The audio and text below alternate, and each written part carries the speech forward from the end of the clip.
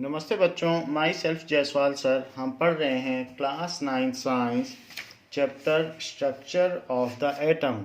In last class we have seen that how chemical bonds are formed and what is valency. Now chemical bonds are of two type. One is ionic bond and other is covalent bond. So we are at ionic bonds.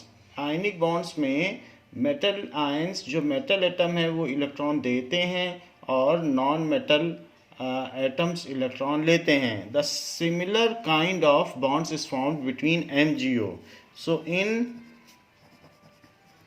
Magnesium oxide क्या होता होगा? That is MgO. So Mg के case में क्या होता है कि there are 12 electrons. So this is atom of Mg and it contains 12 electrons, 12 proton and 12 electrons. So उसका इलेक्ट्रॉनिक कन्फिग्रेशन क्या होगा? फर्स्ट ऑर्बिट में 2, सेकेंड ऑर्बिट में 8 और यहाँ 2. तो ये Mg का हो गया. ऑक्सीजन देखते हैं, oxygen atom, it contains 8 electrons. तो ये पता होना चाहिए कि किस में कितने इलेक्ट्रॉन्स हैं. सो ऑक्सीजन एटम में 1 2 3 4 5 6 7 8. सो इसमें 2 6 का जो है कन्फिग्रेशन है. However it is deprived of 2 electron. इसमें 2 इलेक्ट्रॉन कम है, आउटर मोस्ट ऑर्बिट में 6 इलेक्ट्रॉन है. तो ये जो दोनों इलेक्ट्रॉन हैं वो इसको ऑफर कर दिए जाते हैं, ये वाला और ये वाला.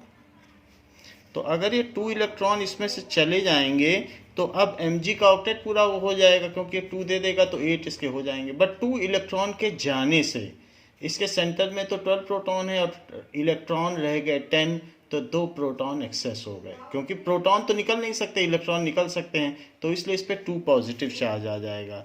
तो ये बन जाएगा Mg2+. 2 इलेक्ट्रॉन इसने अपने दे दिए. उनके होने से ये न्यूट्रल था, अब ना होने से पॉजिटिव हो गया. सो 1 2 और जो सेकंड ऑर्बिट होगी 1 2 3 4 5 6 7 8. अब जो Mg2+ का कन्फिग्रेशन है वो 2 8 है. ये 2 इलेक्ट्रॉन इसने छोड़ दिए जिससे कि इससे इसका ऑक्टेट पूरा हो जाए, और वही 2 इलेक्ट्रॉन्स इसने एक्सेप्ट कर लिया. अगर ये 2 ले लेगा तो इसके पास 8 हो जाएंगे. तो ऐसा हुआ, इस पे 2+ चार्ज हो गया. एंड नाउ ऑक्सीजन ने 2 ले लिए.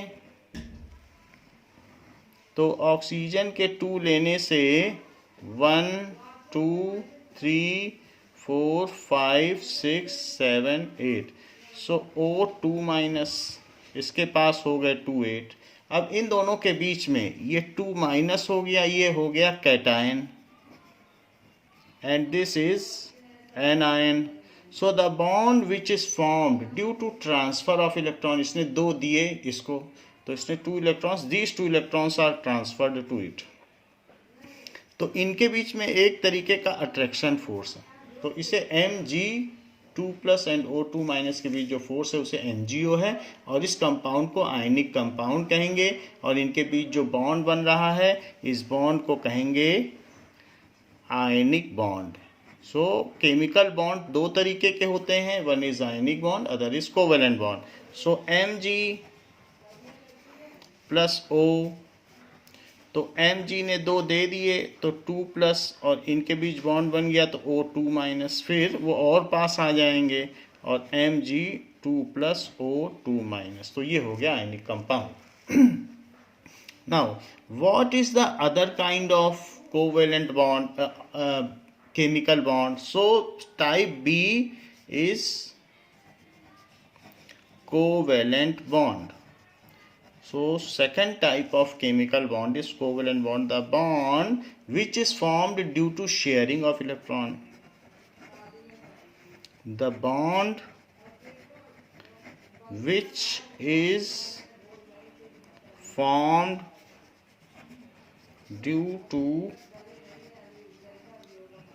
sharing of electrons in which each combining atom shares equal number of electron towards bonding, in which each combining atom contributes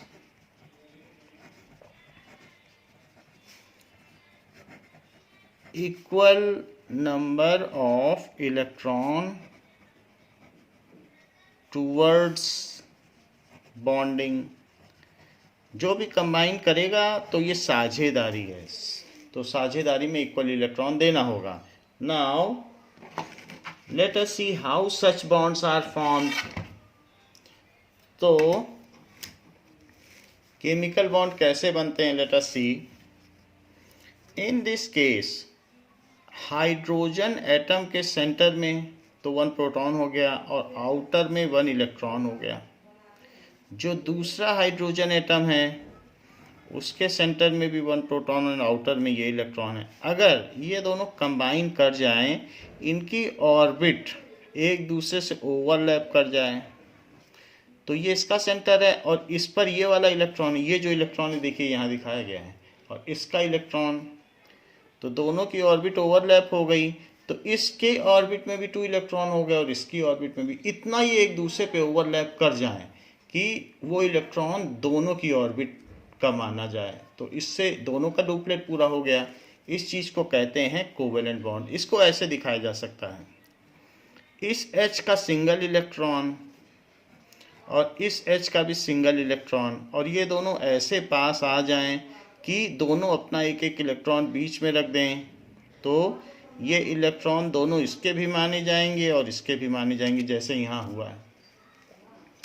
और ऐसे बॉन्ड को कहेंगे सिंगल बॉन्ड। देखो ये ऐसे ऐसे बॉन्ड बन गया, तो ऐसे सिंगल लाइन से अगर दोनों एक एक इलेक्ट्रॉन दे रहे हैं उसे सिंगल बॉन्ड, या H2 हाइड्रोजन का ये मॉलिक्यूल बन गया। तो इस तरीके से ये कोवेलेंट बॉन्ड है। तो कोई किसी को दे नहीं रहा है क्योंकि दोनों हाइड्रोजन है, कौन किसको देगा और कौन किससे लेगा। तो जब एक जैसे हैं तो ऐसा तो नहीं होगा कि एक दे दे और एक ले ले, ये मेटल और नॉन मेटल वाली तो बात है नहीं। तो इस तरीके से H2 बन गया। ऐसे बॉन्ड को कोवेलेंट बॉन्ड कहते हैं। ऐसा एक और भी एग्जांपल है, जैसे कि ऑक्सीजन देखें तो ऑक्सीजन का 2,6 का कन्फिग्रेशन है, इसके 8 इलेक्ट्रॉन्स हैं, 2 इलेक्ट्रॉन इसे चाहिए, जितने चाहिए होते हैं उसको इस साइड रखो, 6 हमने दिखा दिए। एंड आउटर मोस्ट के ही इलेक्ट्रॉन ऐसे दिखाए जाते हैं, ये इनर वाले तो पार्टिसिपेट करते नहीं तो उनको नहीं दिखाया जाता, ऐसे भी एक नोटेशन है। और जो दूसरा ऑक्सीजन एटम है उसमें भी 6 इलेक्ट्रॉन है, तो 2,6 का उसका भी कन्फिग्रेशन। ये दोनों आपस में कैसे कंबाइन करेंगे, ये दोनों ऐसे कंबाइन करेंगे, ये बिल्कुल अपने इलेक्ट्रॉन बीच में रख देंगे और बाकी जिनको शेयरिंग नहीं करनी है उन इलेक्ट्रॉन को पीछे छिपा के रखेंगे। तो 2 इसने दिए, बोले हम तुमको 2 दे रहे हैं, तुम भी हमें 2 दोगे, तो उसने बोला ठीक है। तो इसने इसको दिए नहीं बट इसके पास कर दिया और उसके जो 2 हैं उसे अपना मान लिया। अब इसकी आउटर ऑर्बिट में काउंट कर लो, 8 इलेक्ट्रॉन हो गए। और इसी तरीके से इस ऑक्सीजन की भी आउटर ऑर्बिट में नाउ देयर आर 8 इलेक्ट्रॉन्स। सो इस तरीके से इस ऑक्सीजन के भी 8 और इस ऑक्सीजन के भी 8 हो गए, क्योंकि ये जो 2 इलेक्ट्रॉन उसने इसको एंड सर्कल कर लिया। तो एक सर्कल में 8 इलेक्ट्रॉन होनी चाहिए, इस तरीके की बॉन्डिंग होती है। देखो दोनों का ऑक्टेट पूरा हो गया।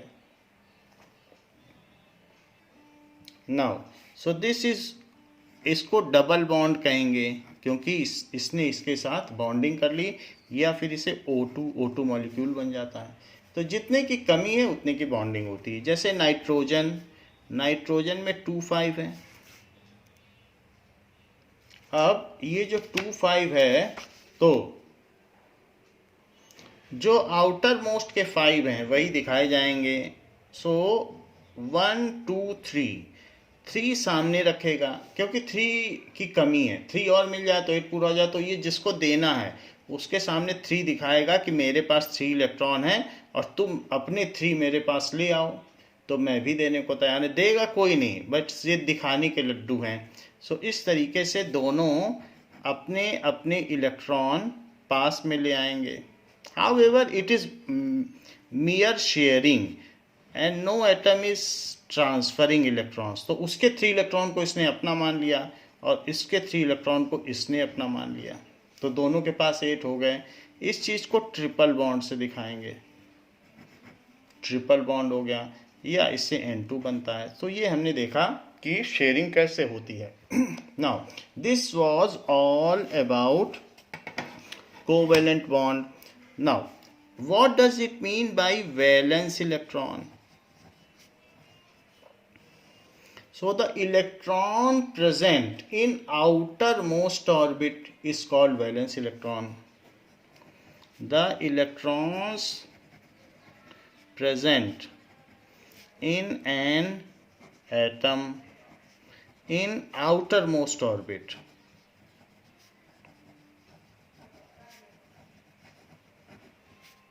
is called valence electron.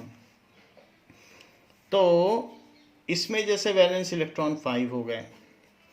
In nitrogen जिसका कि कन्फिगरेशन क्या है, configuration of electron is 2,5। So it has 5 valence electron. Valence electron only participate in chemical bonding, चाहे ट्रांसफर करना हो, रिसीव करना हो, एक्सेप्ट करना हो, वैलेंस इलेक्ट्रॉनों को ही मतलब होता है, क्योंकि उनको ऑक्टेट पूरा करना है। ये जो अंदर के इलेक्ट्रॉन हैं ये पार्टिसिपेट नहीं करते बॉन्डिंग में, तो इनको कोर इलेक्ट्रॉन कहते हैं। Valence electron only participate in bonding। तो वैलेंसी जो भी होती है it is either equal to valence electron और 8 माइनस वैलेंस इलेक्ट्रॉन। वैलेंसी का फार्मूला क्या है? वैलेंसी तो कंबाइनिंग कैपेसिटी है। So valency is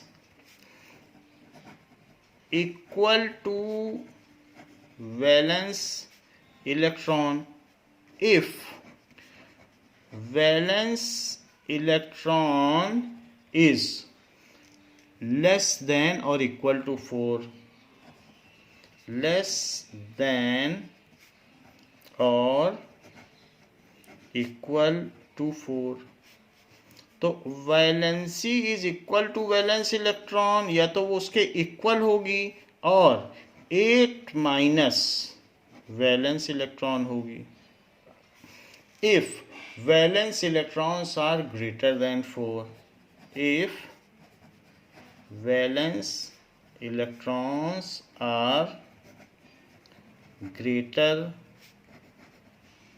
then 4। जरा इस बात को समझें कि ये क्या कह रहा है। तो वैलेंसी क्या चीज होती है? जैसे Mg, तो Mg के केस में 282 इसका कन्फिग्रेशन है। तो इसमें वैलेंस इलेक्ट्रॉन कितने हैं? जो आउटर मोस्ट में हैं, ये K शेल है, ये L शेल है, ये M शेल है।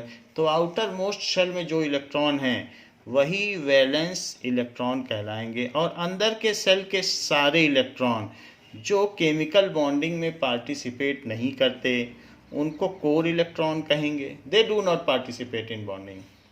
तो ये जो वैलेंस इलेक्ट्रॉन हो गए, अब इसमें वैलेंसी का पता करो। So valency is equals to, valence भी बोलते हैं या वैलेंसी, कुछ भी, दोनों नाम चलते हैं। तो वैलेंसी 2 है। जब वैलेंस इलेक्ट्रॉन 1 2 3 4 ऐसे कुछ भी हो तो वही उसकी वैलेंसी हो जाती है। However hydrogen and heliums are exception, क्योंकि वो अपना डुप्लेट पूरा करने के चक्कर में रहते हैं। सो इसलिए हीलियम इसका एक्सेप्शन है, क्योंकि वहाँ 2 है तो उसका डुप्लेट पूरा हो गया, बाकी सब में यही फार्मूला है। अब जरा देखें कार्बन का केस देखो, तो 2 4, तो इसकी वैलेंसी क्या हो गई? इसकी वैलेंसी 4 हो गई। तो जब भी वैलेंस इलेक्ट्रॉन 4 या 4 से कम होंगे तो वही उसकी वैलेंसी होगी, क्योंकि 4 इसका वैलेंस इलेक्ट्रॉन है। 2 इसके कोर इलेक्ट्रॉन हैं। ऐसा आप और भी देख सकते हैं एल्यूमिनियम में। एल्यूमिनियम में 2 8 3, तो 3 हो गया वैलेंस इलेक्ट्रॉन, और 2 and 8 ये तो पार्टिसिपेट नहीं करेंगे, so these are core electrons. So valence electron 3 है, तो ये तो 4 से लेस है, तो 4 से लेस है अगर वैलेंस इलेक्ट्रॉन, तो यही वैलेंसी है। वैलेंसी इज इक्वल टू 3, ऐसा हो जाएगा। तो जो वैलेंस इलेक्ट्रॉन है वही वैलेंसी है। लेकिन किसी किसी केस में, जैसे हमने ऊपर नाइट्रोजन देखा, तो valence electron if it is greater than 4, तो तब वैलेंसी क्या होगी। नाइट्रोजन का केस लेते हैं, तो नाइट्रोजन के केस में इलेक्ट्रॉनिक कन्फिग्रेशन 2 5 का होता है, क्योंकि 7 इलेक्ट्रॉन्स हैं, तो 5 है इसमें वैलेंस इलेक्ट्रॉन, 2 इसके कोर इलेक्ट्रॉन, तो वैलेंसी क्या होगी 5 तो ये देगा नहीं, ये 3 लेने के चक्कर में रहेगा, क्योंकि कम से कम ट्रांजैक्शन होता है टू कंप्लीट ऑक्टेट। तो अगर 5 है तो इसकी वैलेंसी 8 माइनस वैलेंस इलेक्ट्रॉन, जैसा कि फार्मूला ऊपर बताया गया है, it is 8 minus valence electron, so it is 8 minus 5, so it is equals to 3। इसकी वैलेंसी 3 हो जाएगी। Now it's valency is 3। Now this is valency of 3. In case of chlorine, chlorine के केस में कैसे होगा, so Cl it is 2 8 7, so 7 are valence electron, and what is valency, it is 8 minus valence electron। जब 4 से ऊपर होंगे valence electron तो formula बदल गया है, 8 minus valence electron, that is 8 minus 7, क्योंकि अब इसे 1 इलेक्ट्रॉन मिल जाए बस इसको पूरा हो जाएगा ऑक्टेट, तो इसकी वैलेंसी 1 हुई। This was the valency. तो हम इससे किसी भी चीज़ की वैलेंसी पता कर सकते हैं। Now we will see in text question of page number 52।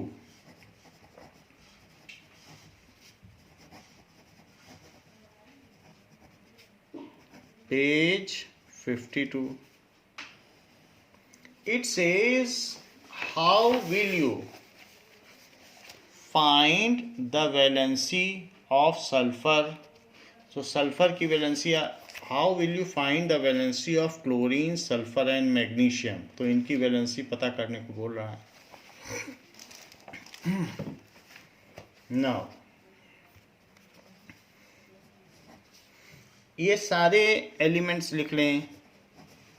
Chlorine that is Cl, sulphur it is S, and magnesium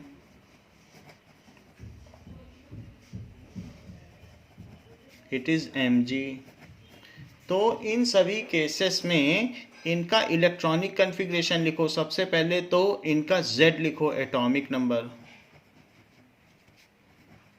atomic number Z को कहते हैं, तो इसका 17 है, इसका 16 है और इसका 12 है। Then electronic configuration, so it is 2 8 7, it is 2 8 6, it is 2 8 2। सो ये इसका कन्फिग्रेशन हो गया। अब अगर आउटर इलेक्ट्रॉन 4 से ऊपर हैं तो इसकी वैलेंसी क्या होगी, तो वैलेंसी 8 माइनस 7 हो जाएगी। क्यों? क्योंकि outer 8 minus number of valence electron, यही इसकी वैलेंसी होगी, तो ये 1 हो जाएगी। इसकी वैलेंसी ये भी 4 से ऊपर है, सो 8 माइनस 6 ये 2 हो गई। ये 4 से नीचे है तो इसकी वैलेंसी सिंपली 2 हो गई। So this is valency. How to find, 4 से ऊपर है तो ये फार्मूला लगाना, 4 से कम है तो सिंपली 4 या 4 से कम है तो ये लगा देना।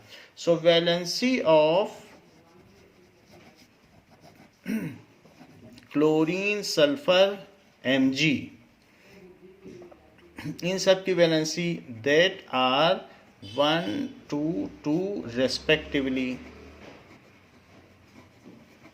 Now, we have seen about atomic number and mass number. So let us solve in text questions.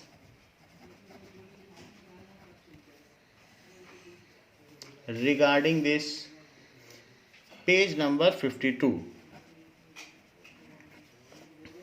First question says that if number of electrons in any atom, किसी भी एटम में number of electron 8 हैं and number of proton is also 8, what is the atomic number of the atom and what is the charge of the atom? उसका charge क्या होगा और atomic number पूछा गया है. किसी भी एटम में ये बताया गया है कि 8 इलेक्ट्रॉन है एंड 8 प्रोटॉन है. सो पहले क्वेश्चन में है कि नंबर ऑफ इलेक्ट्रॉन कितने हैं, that is 8 and number of proton भी 8 हैं, that is equals to 8 and number of proton is also 8. तो आपसे क्या पूछा जा रहा है, फर्स्ट पार्ट पूछा जा रहा है then what is the atomic number.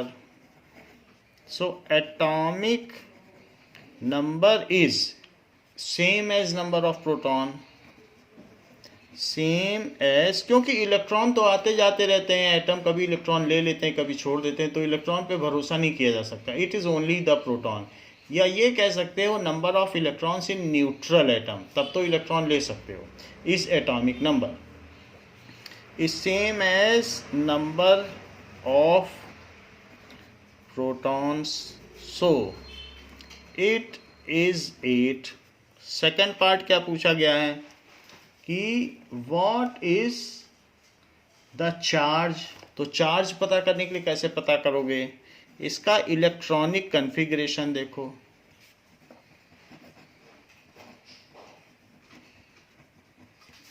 It is equals to 2 6. क्योंकि 8 का कैसे डिस्ट्रीब्यूशन करोगे, 2 6.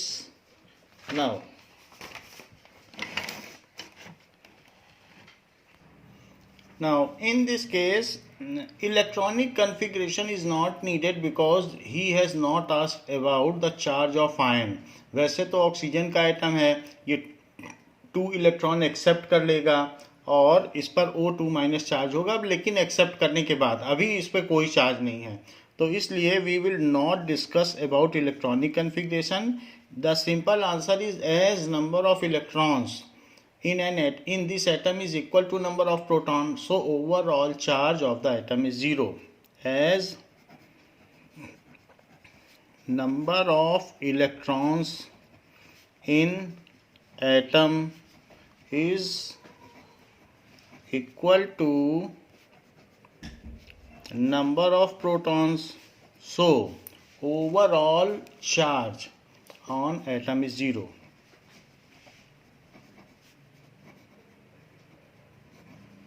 On atom is 0. Now second question, with the help of table 4.1 find out the mass number of oxygen and sulfur atom. So mass number पता करने को कहा गया है. So in oxygen number of protons क्या हैं and number of neutrons क्या हैं. number of protons ऑक्सीजन में 8 होते हैं and number of neutrons भी 8 होते हैं. so mass number is equals to, और सल्फर में क्या होता है, it is 16 protons and 16 neutrons होते हैं. so दोनों का पूछा गया है. mass number is equals to number of protons plus number of neutrons. So using this formula we can find out mass number in both cases. तो यहाँ लिख लीजिए mass number. So number of protons plus number of neutrons को आप add कर लें तो 8 plus 8 it is equals to 16. तो ऑक्सीजन एटम का मास नंबर 16 हो गया और इसमें 16 प्रोटॉन हैं और 16 न्यूट्रॉन्स हैं तो 16 plus 16 that is 32. So mass number of sulfur is 32 and mass number of oxygen is 16. Mass number of oxygen is 16 and mass number of sulfur is 32. इस तरीके से दोनों का मास नंबर फार्मूले से पता कर लिया. Isotopes. In nature, a number of atoms of some elements are found. In nature, number of atoms of some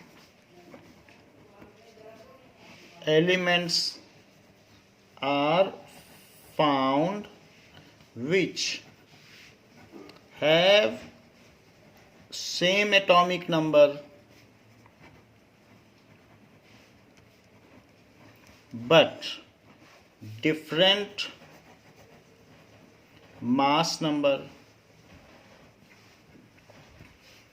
ऐसे डिफरेंट एटम्स पाए जाते हैं. एक ही एलिमेंट होगा, हाइड्रोजन में ही कई तरीके के एटम्स पाए जाते हैं तो उनको आइसोटोप्स कहा जाता है. Let us understand this. Like neutron का कोई खास रोल नहीं है केमिकल रिएक्शन में. It is the number of protons और द इलेक्ट्रॉन्स, क्योंकि इलेक्ट्रॉन के लेने देने से ही कोई मेटल या नॉन मेटल बनता है. तो हाइड्रोजन के केस में there are some atoms of hydrogen जिसमें सिर्फ 1 प्रोटॉन पाया जाता है और 1 इलेक्ट्रॉन पाया जाता है. इस चीज को हम कहते हैं प्रोटियम. हाइड्रोजन में अगर कहीं ऐसा पाया जाए एटम तो प्रोटियम कहलाता है. It contains 1 proton and 1 electron and no neutron. So 1 proton 1 electron no neutron protium में. जबकि एक ऐसा भी H का एटम है, सब H के ही हैं, तो उसमें 1 प्रोटॉन भी पाया जाएगा और सेंटर में 1 न्यूट्रॉन भी पाया जाएगा और 1 इलेक्ट्रॉन. इसको कहते हैं deuterium. So 1 proton 1 electron and 1 neutron, ये ड्यूटीरियम हो गया. इसका सिंबल है H, इसका सिंबल है D और एक है ट्राइटियम.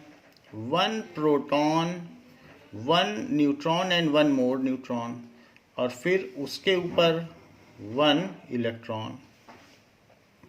इसको कहेंगे tritium. So but these all three are hydrogen. So 1 proton 1 electron and 2 neutron ऐसा है. चूंकि सभी में प्रोटॉन 1 ही है तो प्रोटियम, ड्यूटीरियम और ट्रीटियम सबका एटॉमिक नंबर क्या हुआ? एटॉमिक नंबर Z होता है. इसमें Z इज इक्वल्स टू 1, इसमें भी 1, इसमें भी 1, क्योंकि 1 1 1 सब में प्रोटॉन है. और मास नंबर A को बोलते हैं this is proton plus neutron. तो यहाँ प्रोटॉन न्यूट्रॉन तो 0 है तो 1 plus 0. So here the mass number is 1 plus 0. This is 1 proton plus neutron. यहाँ देखिए 1 प्रोटॉन एंड 1 न्यूट्रॉन तो इसका मास नंबर 2 और इसमें 1 proton and 2 neutron, 1 proton and 2 neutron तो mass number 3. So these are having same atomic number but different mass number. It is due to the fact that they have different number of neutrons, either no neutron और different neutrons. तो जो atomic number है उसको तो नीचे लिखा जाता है, तो तीनों का एटॉमिक नंबर 1 है और तीनों का कन्फिग्रेशन भी सेम होगा because they have same number of electrons also. तो कन्फिग्रेशन तो सेम होगा ही, जो प्रोटॉन होंगे उतने इलेक्ट्रॉन होंगे, लेकिन मास नंबर हो गया 1 2 3, मास नंबर ऊपर लिखा जाता है। तो this is 1 2 3। Protium, deuterium and tritium, इन तीनों की केमिकल प्रॉपर्टीज आइडेंटिकल होगी क्योंकि सब में एक एक इलेक्ट्रॉन है एंड 1 इलेक्ट्रॉन है, तो वैलेंसी भी सबकी 1 होगी and they will chemically combine in same manner. So इनकी केमिकल प्रॉपर्टीज आइडेंटिकल है। हाँ, इसकी डेंसिटी डबल है, ये डबल भारी है क्योंकि इसके सेंटर में एक न्यूट्रॉन और प्रोटॉन हो गया, और ये ट्रिपल डेंसिटी है इससे, प्रोटियम से। तो इनका फिजिकल प्रॉपर्टी वेरी करता है, boiling point, melting point, but इनकी केमिकल प्रॉपर्टीज नहीं वेरी करती। So the atoms of same element, ये तीनों किसके एलिमेंट हैं? हाइड्रोजन के हैं। So atoms of same element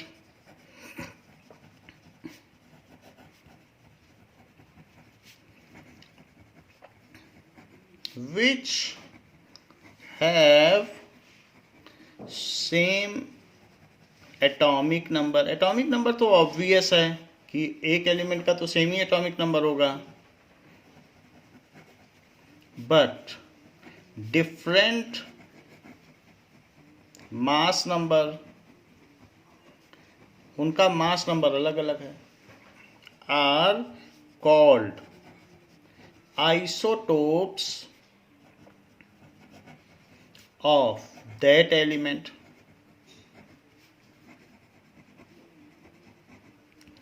For example, isotopes of hydrogen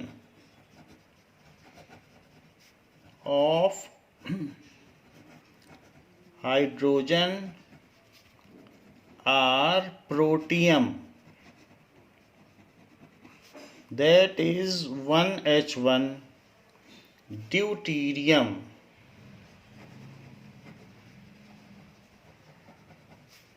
that is 1D2, and tritium, third कौन सा है? that is 1T3। सो ये आइसोटोप्स हो गए। So in any sample of hydrogen gas, all 3 isotopes are found, सभी मिलेंगे, कुछ percent इसका होगा, कुछ परसेंट इसका, 99% इसका होगा, फिर 0.5 इसका होगा, इसका भी कुछ होगा। तो इस तरीके से इन, क्योंकि सबकी केमिकल प्रॉपर्टीज सेम है, in any sample of element, hydrogen की बात कर लें, it's all isotopes are found, सभी होंगे, but in varied concentration, सब अलग अलग परसेंटेज में होंगे, उनकी जैसी स्टेबिलिटी हो, but in वेरिएबल कंसंट्रेशन या परसेंटेज या एबंडेंस, जो बोलना चाहो, सब अलग अलग एबंडेंस से होंगे। ऑल आइसोटोप्स, जैसे ये हाइड्रोजन के आइसोटोप्स हैं, तो हाइड्रोजन के आइसोटोप्स यहाँ लिखे हैं, all isotopes of element have same chemical properties due to same electronic configuration and valency, but different physical properties, क्योंकि उनका मास नंबर अलग अलग है, कुछ कम भारी हैं, कुछ ज़्यादा भारी हैं। So all isotopes of an element have same chemical properties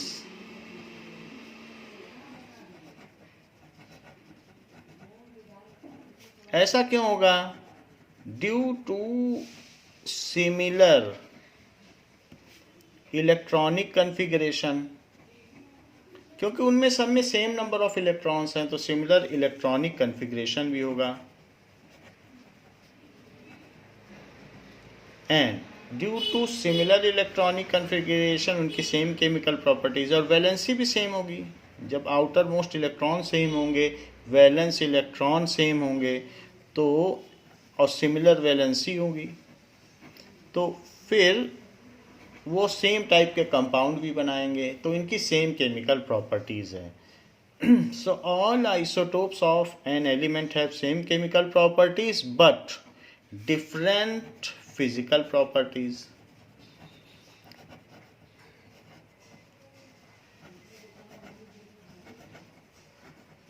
बहुत ज़्यादा उसमें भी वेरिएशन नहीं होगा, सभी गैसेस हैं, क्योंकि केमिकली सबका 1-1 का है, तो सब गैसेस हैं। डिफरेंट फिजिकल प्रॉपर्टीज कहाँ डिफरेंस देखने को मिलेगा? उसकी डेंसिटी में देखने को मिलेगा, डेंसिटी उसके मेल्टिंग पॉइंट में देखने को मिलेगा और बॉइलिंग पॉइंट में, और कहीं नहीं मिलेगा, ज़्यादा डिफरेंस भी नहीं मिलेगा फिजिकल में भी। तो ये हमने हाइड्रोजन के आइसोटोप्स देखे। Let us see isotopes of carbon.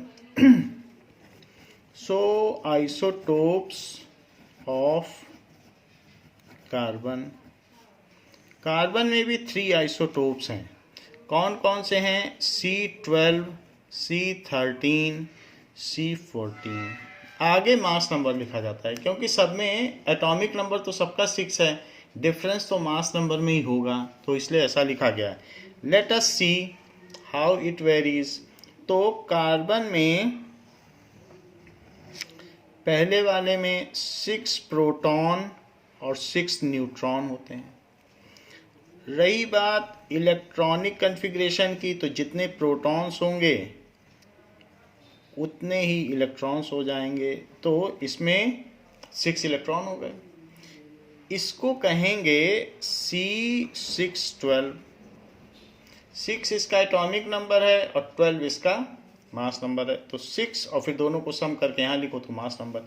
Second isotope देखिए, सेकंड आइसोटोप में 6 तो प्रोटॉन होंगे एंड 7 न्यूट्रॉन्स होंगे। इट इज़ क्लियर, क्योंकि इन दोनों का सम ही मास नंबर बनता है, तो और बाकी जितने प्रोटॉन होते हैं उतने ही इलेक्ट्रॉन्स होते हैं। सो 1 2 3 4 5 6। सो इसका सिंबल होगा 6 तो प्रोटॉन है तभी ये कार्बन है, और ये 13।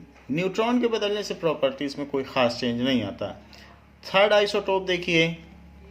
सो थर्ड आइसोटोप में 6 प्रोटॉन हैं और 8 न्यूट्रॉन। बाकी जितने प्रोटॉन्स होंगे उतने ही इलेक्ट्रॉन्स होंगे, because atom is electrically neutral. तो यहाँ पर ये इसके इलेक्ट्रॉन्स हो गए, तो इसमें 6 और ये 14, इन दोनों का सम कर दो तो mass number. So these are its isotope. सभी कोयला हैं, कोल, एंड कोल का कोई भी सैंपल होगा तो तीनों मिलेंगे। सबसे ज़्यादा एबंडेंस इसका होगा, ये 99% होगा, ये भी थोड़ा बहुत पाए जाएंगे। सो कार्बन के आइसोटोप्स आपने देख लिए कि क्या क्या हैं। तो एक अगर C612 है, दूसरा है C613 और तीसरा C614, तो इसमें Z यानी एटॉमिक नंबर क्या होगा? 666। मास नंबर क्या होगा? 12, 13, 14। नंबर ऑफ प्रोटॉन्स कितने होंगे? नंबर ऑफ प्रोटॉन तो पहले में 6, 6, 6। नंबर ऑफ न्यूट्रॉन्स कितने होंगे? तो 6, 7, 8, जैसा हमने फिगर में भी देखा, वरना इन दोनों का डिफरेंस A माइनस Z, यही तो नंबर ऑफ न्यूट्रॉन होते हैं। सम ऑफ प्रोटॉन्स प्लस न्यूट्रॉन्स में से सम ऑफ प्रोटॉन्स माइनस कर दो, तो सम ऑफ सिर्फ न्यूट्रॉन बचे, तो ये हो गया। और जितने प्रोटॉन होंगे उतने ही इलेक्ट्रॉन होंगे। सो this is all about isotopes of carbon. तो ये जो भी बताए गए हैं आपको, दीज आर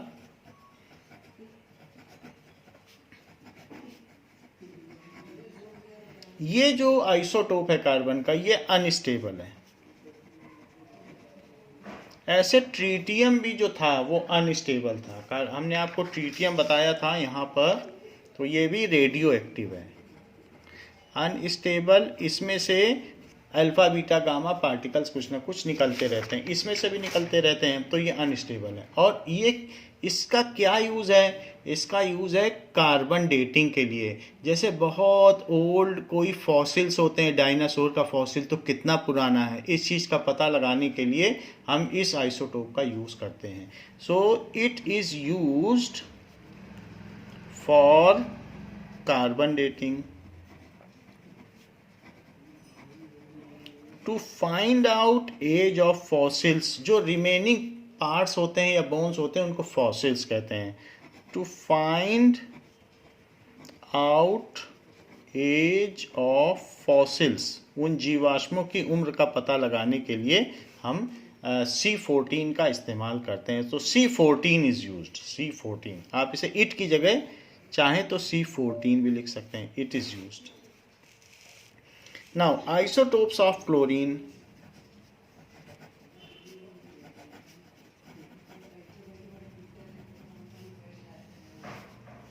क्लोरीन के भी आइसोटोप्स आप देख लें तो क्लोरीन के आइसोटोप्स क्या हैं? एक है Cl35 एंड Cl37, दो हैं, Cl35 and Cl37। Late us C.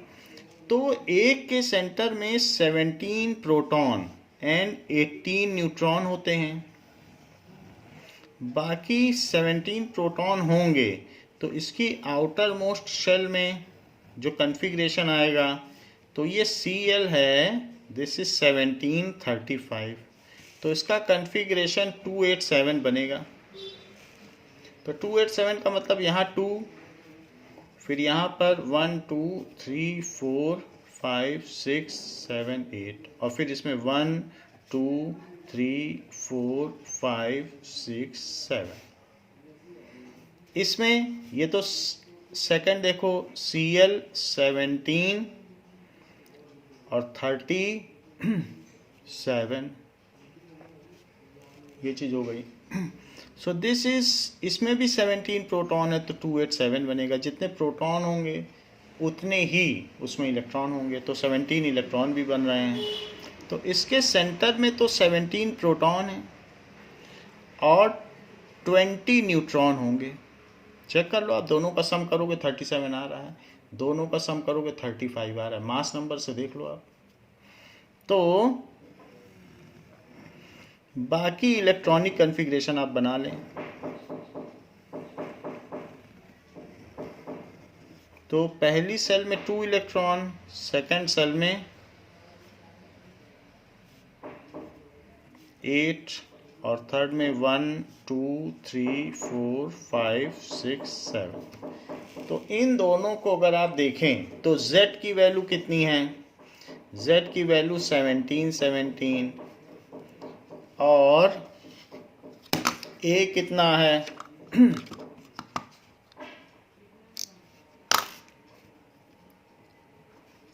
So A की वैल्यू इसके लिए 18 और इसके लिए 20 है। और ये कितने परसेंटेज में है? तो परसेंटेज एबंडेंस, नेचर में दोनों साथ साथ पाए जाएंगे, लेकिन कितना कितना होंगे? अगर कोई सैंपल हमने हाथ में लिया है क्लोरीन गैस का तो ये जो है 75% होगा और ये सिर्फ 25% होगा। उस सैंपल में 25% Cl37 का होगा और 75% इसका होगा। मान लीजिए आपने 100 पार्टिकल ले लिए क्लोरीन के, तो उसमें 75 पार्टिकल इसके होंगे और 25 पार्टिकल इसके हो जाएंगे। तो अब जैसे किसी भी सैंपल में दोनों हैं तो अब हम इनका एवरेज एटॉमिक मास निकालें। अभी तक तो हमने लास्ट चैप्टर में पढ़ा है कि 35.5 है इसका मास नंबर, तो क्यों है? So let us find out what is the average atomic mass. So average atomic mass क्या होता है कि mass of atom of an element considering the abundance of its all isotopes in the given proportion. तो सबको अगर आप given proportion में consider कर लेते हो और उसके बेसिस पे जो मास निकालोगे वो एवरेज एटॉमिक मास निकलेगा। जैसे क्लास के जितने स्टूडेंट्स का टोटल मास है उसको क्लास के नंबर ऑफ स्टूडेंट से डिवाइड कर दिया जाए तो एक बच्चे का एवरेज मास आ जाएगा। आपने 5 सब्जेक्ट्स में जितने मार्क्स पाए हैं सबको सम कर लो और 5 से डिवाइड कर लो। ऐसा करने से आपकी परसेंटेज मार्क्स आ जाएगी कि 100 में आपने कितना नंबर पाया है। अगर हर सब्जेक्ट जो है हर सब्जेक्ट 100 मार्क्स का पेपर का हो तो वही चीज़ हम यहाँ करने जा रहे हैं। So what is average atomic mass?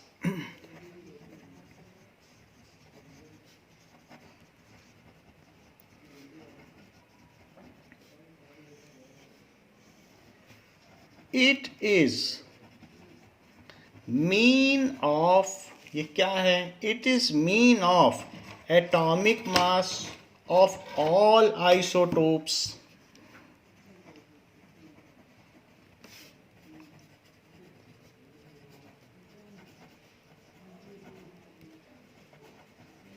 of an element considering their percentage abundance। तो इसको कंसीडर करते हुए कि कौन कितना कितना है, considering there percentage abundance.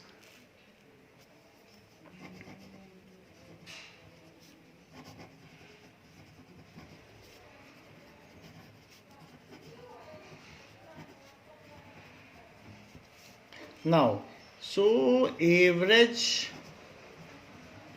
atomic mass of chlorine, chlorine atom का कितना होगा? So it is equals to, जो 35 U वाला है तो उसके आप ये समझ लो कि 75 स्टूडेंट्स हैं क्लास में 35 U वाले के। सो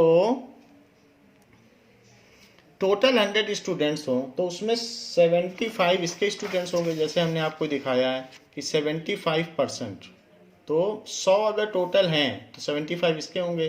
तो मान लीजिए क्लास में 100 विद्यार्थी हैं, 100 स्टूडेंट्स हैं, तो 75 इसके हो गए। प्लस दूसरा देखिए 37 U वाला है तो उसके कितने स्टूडेंट्स हैं या कितने एटम्स हैं, तो 25 उसके हो गए और टोटल नंबर ऑफ स्टूडेंट्स 100। मान लीजिए जैसे आपको अलग अलग सब्जेक्ट्स में मार्क्स पता करने हैं तो आपने 2 + 2 + 2 3 सब्जेक्ट में 2 मार्क्स पाए हैं एंड 2 सब्जेक्ट ऐसे हैं जिसमें आपने 4 मार्क्स पाए हैं। तो 4 + 4 और डिवाइडेड बाई 5, टोटल 5 सब्जेक्ट्स हैं जिसमें आपने 3 सब्जेक्ट्स में 2 और 2 में 4। तो आप 2 2 2 बार बार क्यों लिखोगे?